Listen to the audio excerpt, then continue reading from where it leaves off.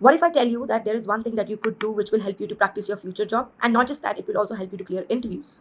Let us say you want to be a junior business analyst or you want to be someone who's writing policy briefs. For this, you have done everything. You've done all the courses, certifications, educations that is required and is must for these kind of roles, but you're still not getting selected. They're still rejecting you.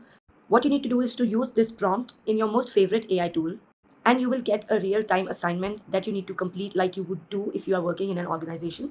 And these assignments are taken from all the famous companies like Deloitte, KPMG, PwC. So this is what you should practice at home every day, and it will help you to gain that confidence when you sit for an interview, because these are the questions that are asked by the interviewer. They give you real time scenarios, and if you've practiced these scenarios beforehand, it gives you a leverage, it gives you an upper hand in answering those questions when you sit for an interview, and it really helps. If you want to know about this in detail, connect with me and we can discuss, and I can tell you how it will help you to understand about your future job role, as well as how will it help you to crack the interviews.